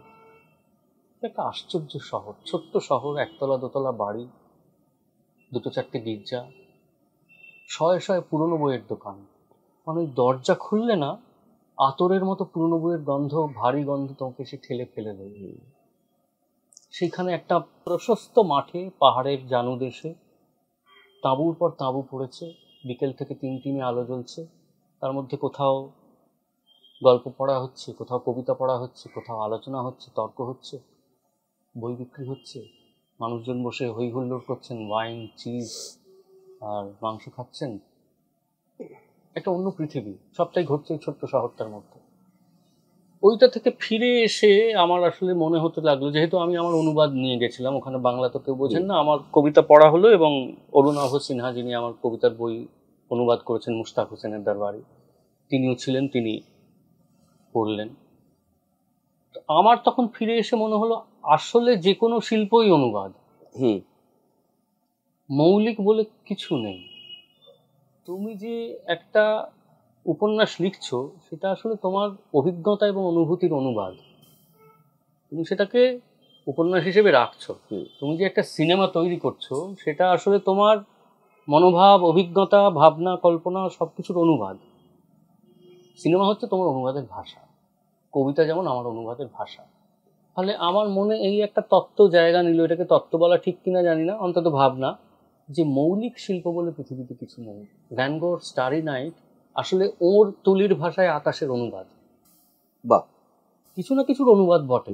হ্যাঁ, আমার কাছে বৃক্ষ অনুবাদক কবিতাটা, এই উপন্যাসটা এলো এবং হে অন ওয়াই, হে ফেস্টিভ্যাল একটা বড় পটভূমি হিসেবে কাজ করলো। এটা ঠিক যে আমি যদি ওই ছোট্ট শহরটায় না যেতাম, এই উপন্যাসটা আমার মাথায় আসতো না। সিলভিয়া প্লাথ তোমাকে কিভাবে? ভীষণ। ওই আবার দেখো যে আমরা আসলে এই লেখাটার কথা উঠলো। হ্যাঁ হ্যাঁ, কারণ সিলভিয়া আমার খুব প্রিয় কবি। মানে যে কজন আমেরিকান কবির প্রতি আমার বিপুল আসক্তি, তার মধ্যে সিলভিয়া অন্যতম। এবং বেঁচে থাকলে কতদূর উনি লিখতেন আমি কল্পনাও করতে পারি না। তো এই বৃক্ষ অনুবাদকে সিলভিয়া আসেন এবং জীবনানন্দ আসেন, তাদের দেখা হয় একটা অলৌকিক পাঠকগৃহে, যার অর্ধেকটা জল। তো সেইটা আমার মনে হয় যে সিলভিয়া একজন অসামান্য কবি, এবং সিলভিয়া, জীবনানন্দ দুজনেই নিজেদের জীবনটা শেষ হয়েছিল খুব অদ্ভুতভাবে। জীবনানন্দের জীবন আমরা জানি কীভাবে শেষ হয়েছিল, এবং সিলভিয়াও একসময় সাংসারিক অশান্তি, অবসাদ, সব কিছু না নিতে পেরে, সাংসারিক অশান্তি, অবসাদ না নিতে পেরে বাড়ির গ্যাস আভেনে মুখ ঢুকিয়ে দিয়েছিলেন। ওর ফুসফুস অবধি পুড়ে যায়। মর্মান্তিক মৃত্যু, নিজের পক্ষে বেছে নেওয়া এটা। তো আমার কেবল মনে হতো যে দুজন এইরকম নিয়তি তাড়িত কবি, অসামান্য কবি, জীবনানন্দ দাশ, তাই জন্য তাদেরকে এখানে দেখা করালে। এবং আমার মনে হয়েছিল যে কোথাও এদের দেখা হোক, মানে এদের দেখা একটা উপন্যাসের মধ্যেই হতে পারে। আমার একটা কবিতায় যেমন তারকস্কির সঙ্গে বেগম আখতারের দেখা হয়েছিল। আমার কাছে তো এই স্বাধীনতাটা আছে, আমার এমনকি বাজেটও লাগে না। সিনেমা বা থিয়েটারে একটা বাজেট লাগে এই দেখাটা হওয়ার। আমার যেহেতু একটা ওয়ার্ড ডকুমেন্ট ফাইল লাগে, আমার বাজেট হচ্ছে কল্পনা। সেখানে যদি আমার দৈন্য থাকে, আমাকে তো এখানে বাজেটটা হাত খুলে দিতে হবে। তো আমি সিলভিয়ার বাড়িও কিন্তু দেশ থেকে দেশে তাড়া করে গেছিলাম, তো ভ্যান গগের মতোই আমি যার প্রেমে পড়ি তাকে সহজে ছাড়ি না। তো সিলভিয়া বস্টনে যে বাড়িতে বড় হয়েছেন, যেখানে প্রথমবার আত্মহত্যার চেষ্টা করেন, যেখান থেকে উনি স্কুলে যেতেন, সেই বাড়ি থেকে ইংল্যান্ডের যে বাড়িতে উনি টেড হিউজের সঙ্গে থাকতেন, সংসার করতেন, অশান্তি করতেন এবং আত্মহত্যা করেন, সেই বাড়ির সামনে গিয়েও আমি 2 সন্ধ্যে 3 সন্ধ্যে চুপচাপ বসে থেকেছি। এই সিলভিয়ার জীবনটাকেও আমি তাড়া করে বেড়াই। আসলে এদের শিল্পের পাশাপাশি জীবনটাও এমন শৈল্পিক এবং এত অতিনাটকীয়, মানে যে তাদের তাড়া করা ছাড়া কোনো উপায় নেই। তো সিলভিয়ারও আমি একজন অতৃপ্ত প্রেমিক বলতে পারো। সব কবিতার বই একদিকে, আমি দুটো বইয়ের নাম একসাথেই নেব। অন্ধকার লেখাগুচ্ছ, মুস্তাক হোসেনের দরবারি। এই দুটো বই বাকি শ্রীজাতক থেকে একটা ডিপারচার। এটা কি সময় তো বটেই, একটা ব্যক্তিগত এবং আরেকটা সামাজিক রাজনৈতিক। আমি বলবো অন্ধকার লেখাগুচ্ছ খুবই সামাজিক রাজনৈতিক প্রেক্ষাপটে উঠে আসা। ওই লেখাগুলো আমার কাছে আসা শুরু করে যেদিন ঢাকা বইমেলা থেকে বেরিয়ে অভিজিৎ রায় খুন হন মৌলবাদীদের হাতে। সেদিনের পরের দিন থেকে লেখাগুলো আসা শুরু করে। রোজ সোশ্যাল মিডিয়া একটা করে লেখা আপলোড করতাম। 50-48টা লেখা হওয়ার পর লেখাগুলো আর আসা বন্ধ করে দেয়। এবং আমাদের মনে রাখতে হবে যে ওই 48টা লেখার মধ্যে আরও কয়েকজন মুক্তমনার হত্যা হয়, ব্লগারদের হত্যা হয় বাংলাদেশে। তো এবং সারা পৃথিবী জুড়েই মুক্তমনারা সংখ্যালঘু এবং মৌলবাদীরা তাদের ছেড়ে কথা বলে না। তো ওই বইটা তখন, এবং ওই পয়ারের গঠনে, সনেটীয় গঠনে লেখাগুলো আসতে শুরু করে। অন্ধকার লেখাগুচ্ছ, 2টো লেখা 3টে লেখা হওয়ার পর আমি বুঝতে পারি যে এইটাই আমার বলবার গঠন ভঙ্গিমা। পয়ার, 14 মাত্রা এবং সনেট, শেক্সপিয়ারিয়ান সনেটের যে ভঙ্গিমা, সেইভাবে অন্ধকার লেখাগুচ্ছ লেখা। আর মুস্তাক হোসেনের দরবারির জন্য কোনো আলাদা ঘটনা সেভাবে দায়ী নয়। আমি একবার খুব জ্বরে পড়ে কাবু হয়ে 10-12 দিন গৃহবন্দী ছিলাম, একদম ঘরের মধ্যে থাকছিলাম। এবং এই পৃথিবীতে চারদিকে ঘটে যাওয়া নানান হিংসার ঘটনা আমাকে অসম্ভব রাগিয়ে তুলছিল। এবং আমার তো কোনো পাঞ্চিং ব্যাগ নেই যেখানে আমি 10টা ঘুষি মেরে আমার রাগ বার করবো। তো আমার আছে কবিতা। তখন আমার মনে হলো আমার ভেতরের রাগটা ভাষায় বেরোতে চাইছে। এবং মুশতাক হোসেনের দরবারি তুমি খুব সঠিকভাবে বলেছো, তাতে এমন ভাষা ব্যবহৃত হয়েছে যে ভাষা আমি এর আগে কোনোদিন ব্যবহার করিনি। এবং ভালো হোক মন্দ হোক, আজকে এই বয়সে এসে বলতে দ্বিধা নেই যে তার আগে বাংলা কবিতার আবহে সেই ভাষার ব্যবহার হয়নি। কেউ ভয়ই করেননি হয়তো, কারণ কবিতাকে তকমা আছে, সেই তকমা খুব ভঙ্গুর। কিছু একটা এদিক ওদিক হলেই তাকে লোকে বেলাইন করে দেয়, চ্যুত করে দেয়। তো আমি লেখাগুলো সম্পাদনাও করিনি, যেভাবে এসেছিল আমি সেভাবে সিগনেট প্রেসকে জমা দিয়েছিলাম। এবং আমার দৃঢ় ধারণা ছিল ওরা ছাপবেন না, কারণ ওরা যাদের বই বার করেন তাদের সঙ্গে এই বইটাকে, এই ভাষা সম্বলিত কবিতাকে এক আসনে রাখবেন কিনা। কিন্তু আমাকে অবাক করে একেবারে অসম্পাদিত অবস্থায় সিগনেট প্রেস আমার বইটা প্রকাশ করেন। সে কারণে আমি তাদের কাছে ঋণী। এবং এই বইটা আমার কাছে আমার খুব খুব গুরুত্বপূর্ণ একটা বই। তুমি খুব চমৎকার বই নাম বললে, খুব বেশি লোক হয়তো পড়েননি, কিন্তু ওই আমার রাগ, ক্রোধ, ক্ষোভ, যন্ত্রণা, বিষাদ, অক্ষমতা সব জুড়ে ওই কবিতাগুলো, ওই দৃশ্যকল্পগুলো বেরিয়েছিল। দুর্বাদীর কথা তো প্রসঙ্গে এলো। দুর্বাদীকে যখনই তোমার সাথে আমি দেখেছি, আমার স্বামী স্ত্রী কম মনে হয়েছে দুজন বন্ধু। তুই কি এটা কেন করছিস, তুই এটা কেন করছিস করতে করতে, খুনসুটি করতে করতে জীবনে এগিয়ে চলেছে। ঠিক। দুর্বাদী তোমার জীবনে না থাকলে তোমার মনে হয় না একদম আলাদা হতো জীবনটা? হ্যাঁ হ্যাঁ, সে তো একেবারেই। আমার জীবন কেমন হতো আমি এখন কল্পনাও করতে পারি না দুর্বা না থাকলে, কারণ আমাদের 9 করে এবছর 20 বছর হচ্ছে একসঙ্গে থাকার। এবং তুমি খুব গুরুত্বপূর্ণ একটা শব্দ ব্যবহার করলে, বন্ধু। আমার কি মনে হয় জানো, যে কোনো দাম্পত্যের বীজ হলো গাঢ় বন্ধুত্ব। এবং সেই বীজটা তুমি যদি দাম্পত্যের টবে পোঁতো তাহলে সেখানে বিয়ের ফুল ফুটে থাকবে। কিন্তু বীজটায় যদি বন্ধুত্ব না থাকে, একে অপরের প্রতি ভালোবাসা, দায়িত্ব, শ্রদ্ধা না থাকে, তাহলে দাম্পত্য একটা বেড়া জাল মাত্র, সেটা ভেঙে বেরিয়ে যেতে দুটো সই লাগে। না, আমি সেটা বুঝলাম, বন্ধুত্ব আছে, সব আছে, কিন্তু এরম মানুষ পাওয়া যে ও ভ্যান গগের গ্রামটা খুঁজে বার করবে, হ্যাঁ হ্যাঁ, ও তোমার সাথে একেবারে। আমরা তো সারাদিন আমরা মিউজিয়ামে থাকি, আমরা যে কোনো শহরে যাই, শহরটা দিনের বেলা কেমন দেখতে আমরা এখনো জানি না ইউরোপে, কারণ 10টা থেকে 6টা আমরা মিউজিয়ামে থাকি। এই সঙ্গী পাওয়া খুব মুশকিল। এবং দুর্বার মন, এবং সেটা চাপিয়ে নেয়নি, তার ভেতর সেই খিদেটা, সেই তৃষ্ণাটা, সেই আসক্তিটা আমারই মতো আছে, কোথাও কোথাও আমার থেকে বেশিও আছে। কিছু কিছু বই যেটার হয়তো আমি নামই শুনিনি, ও হয়তো আমাকে উপহার দেয়, এই বইটা পড়ে দেখ, ভালো উপন্যাস। আমি হয়তো একটা নতুন উপন্যাস আবিষ্কার করি, একটা নতুন প্রবন্ধ সংকলন আমাকে উপহার দেয়। ফলে দুর্বার শিল্পানুরাগ আমারই মতো, বা আমার থেকে তীব্র বললেও কম বলা হবে না। কিন্তু যেটা বলার কথা, এই সব কিছুও কিন্তু একটা বন্ধনের কারণ। কিন্তু তার থেকে বড় কারণ হচ্ছে, আমি বলবো, আমি কিন্তু মানুষ হিসেবে দুর্বার মতো অত নিখুঁত নই। দুর্বার খুঁত প্রায় নেই বললেই চলে, চমৎকার একজন ভালো মানুষ। আমি খুঁতে ভরা একজন মানুষ। মানে আমার ব্যক্তিগত, সামাজিক, শৈল্পিক নানান খুঁত আছে, এবং সেগুলো আমি নিজেও টের পাই। আমি জানো যখন সারানোর চেষ্টা করছো না কেন? কারণ ওই যে ওই প্রথম দিকে চেষ্টা করিনি। তুমি যখন ধরো একটা জিনিস অর্ডার দিলে, সেটা এলো, 10 দিন পর মোড়ক খুলে দেখলে যে জিনিসটা ভালো নেই। আর তুমি তখন বললে যে আপনাদের জিনিসটা তো এসেছিল, ভালো নেই। আমি বলবো, স্যার 48 ঘন্টার মধ্যে জানালে ফেরত দিতাম, এখন আর রিপ্লেসমেন্ট হবে না। তো আমার ওই গোড়ার দিকে সারালে ফেরত হতো আর কি। এখন আর এই জিনিস ফেরত হবে না, এখন এই খোঁজ নিয়েই চলতে হবে।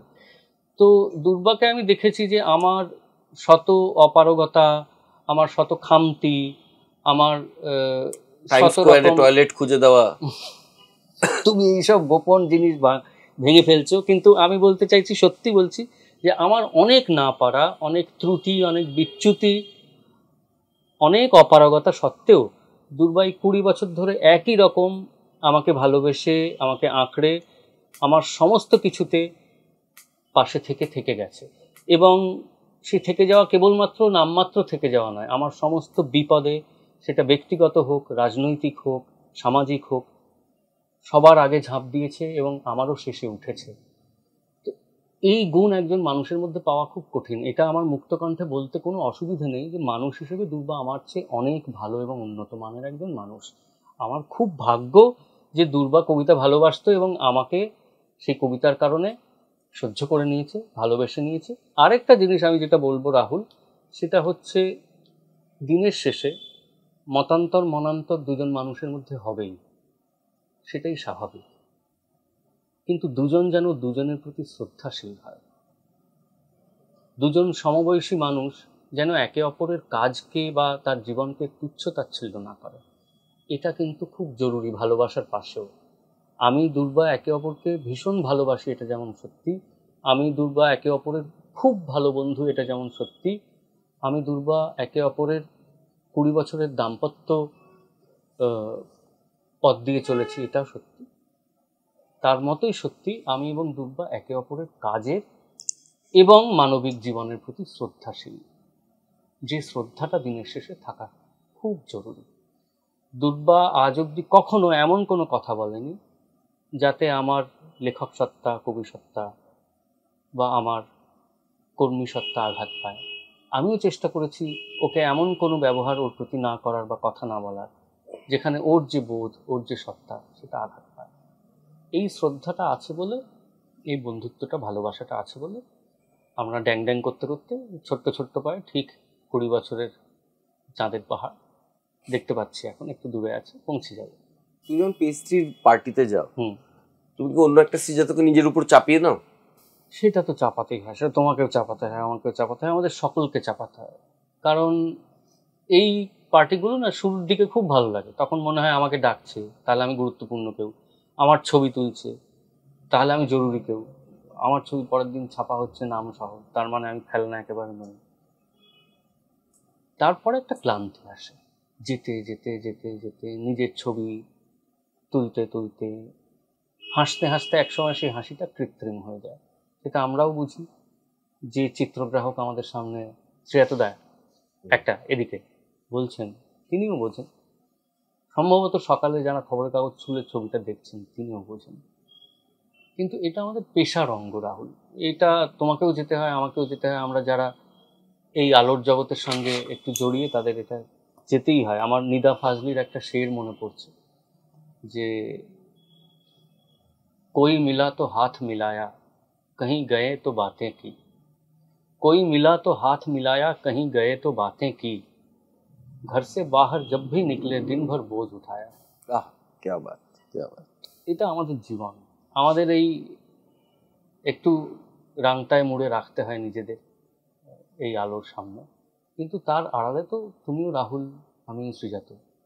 নিদা ফাজলির কথা হলো, গজলের কথা হলো, তাহলে যাওয়ার বেলায় একটা গান, জাকিরজি সুর করা একটা গান গাই, ফেজ আহমেদ ফেজের লেখা, রাজে উলফত ছুপাকে দেখিয়ে। কিন্তু এটা তানপুরো বাজালে অসুবিধা হবে। তানপুরা কোথায় বাজাবে তুমি? আমার ফোনে আছে। আচ্ছা, নাহলে তুমি ইয়েটা পাবে না, তো স্কেলটা পাবে। একটু স্কেলটা পাবো না। এই তো वो जुदा हो जाएगा।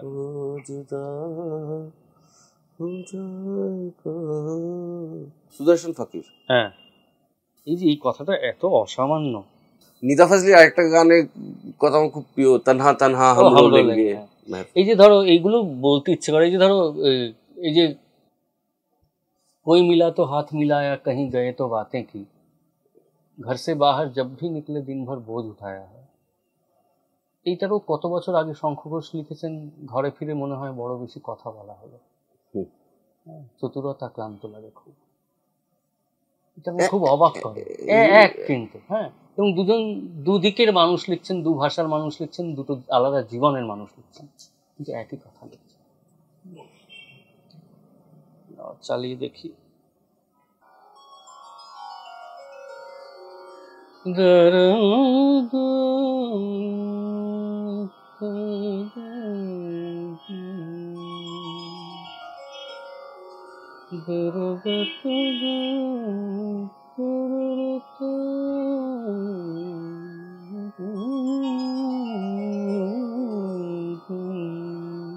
চেষ্টা করি, খারাপ হলে তো কাটা যাবে। একটা গজল শোনাই, সেটা ইসমাইল মার্চেন্টের মুহাফিজ বলে একটা ছবি হয়েছিল, সেও একজন কবিকে নিয়ে, শশী কাপুর আর ইরফান খান ছিল। সেটা সুর করেছিলেন উস্তাদ জাকির হোসেন। এইটা লেখাটা ফেজ আহমেদ ফেজের, আর গেয়েছিলেন কবিতা কৃষ্ণমূর্তি। বাপরে, একদম রাগ বেহাগে ফেলে দেওয়া একটা গান। আমি একটু দুটো শের বলে নিতে চাই গাইবার আগে, সেটাই দস্তুর, সেটা করা উচিত। राज़े उल्फत छुपा के देख लिया, राज़े उल्फत छुपा के देख लिया, दिल बहुत कुछ जला के देख लिया, और क्या देखने को बाकी है, आपसे दिल लगा के देख लिया। क्या बात, क्या बात, क्या बात। राज़े उल्फत छुपा के देख लिया, राज़े उल्फत छुपा के देख लिया, दिल बहुत कुछ, दिल बहुत कुछ, दिल बहुत कुछ जला के देख लिया, राज़े उल्फत छुपा के देख लिया, और क्या देखने को बाकी है, और क्या देखने को बाकी है, आपसे दिल लगा के देख लिया, आपसे दिल लगा के देख लिया, दिल बहुत कुछ, दिल बहुत कुछ, दिल बहुत कुछ जला के देख लिया, राज़े उल्फत छुपा के देख लिया। क्या बात, क्या बात, क्या बात। তাহলে এই সুরের পর আর আমার কথার কোনো দরকার নেই, আমাদের আড্ডা আজকে এখানেই শেষ। আপনারা দেখলেন শ্রীজাত বন্দ্যোপাধ্যায়, কি বলবো এখন তো পদবী ব্যবহার করো না, শ্রীজাত দা। আমাদের শ্রীজাত দার একটা অন্যরকম দিক, এত বড় সাহিত্যিক কিন্তু কিরম মিষ্টি একজন মানুষ। আর আমাদের এরকমই ইন্টারভিউগুলো ফলো করবার জন্য লাইক, শেয়ার আর সাবস্ক্রাইব করুন। আর আমার এই সব ভালো ভালো গেঞ্জি বানিয়ে দিচ্ছে বংমেড, তাদের সব বিজ্ঞাপন যাচ্ছে দেখবেন নিচে, সেই বিজ্ঞাপন দেখে তাদের গেঞ্জি কেনার হলে কিনুন।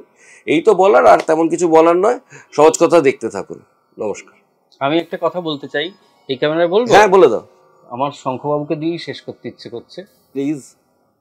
হাতের ওপর হাত রাখা খুব সহজ নয়, সারা জীবন বইতে পারা সহজ নয়। এ কথা খুব সহজ, কিন্তু কে না জানে সহজ কথা ঠিক ততটা সহজ নয়। সহজ কথার সঙ্গে থাকুন, আমাদের সঙ্গে থাকুন। ধন্যবাদ। আর কি বলবো।